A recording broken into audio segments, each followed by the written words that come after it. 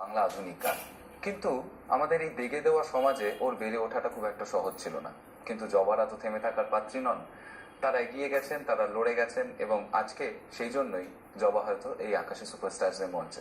আমরা জবার থেকে শুনে নেবো একটি অনবদ্য সাঁওতালি গান, কিন্তু তার আগে দেখে নেবো জবার কিছু গল্প।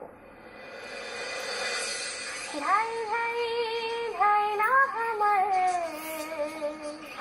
ছোটা নাগপুর,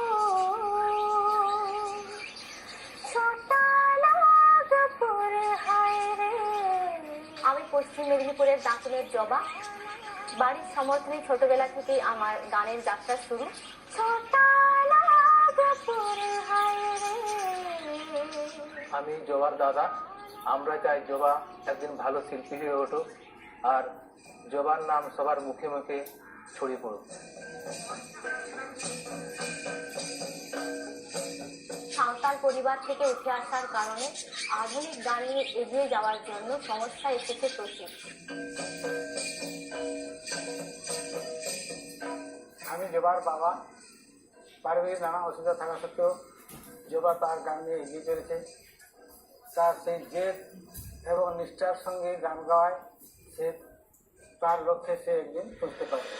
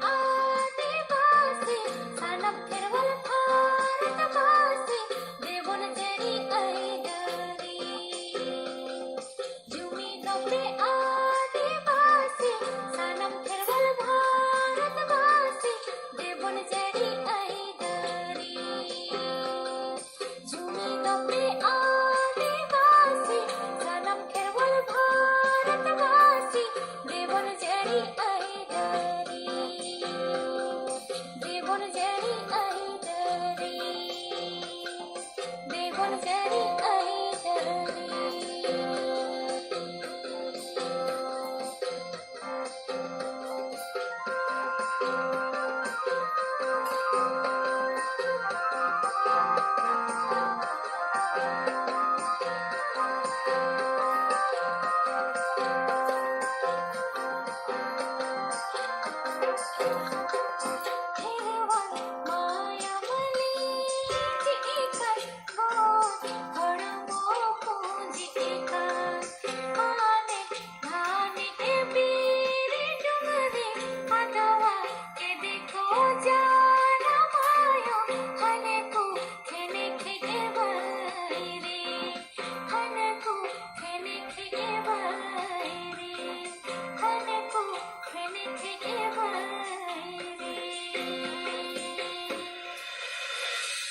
শুনলাম জবার থেকে একটা দারুণ সাঁওতালি গান।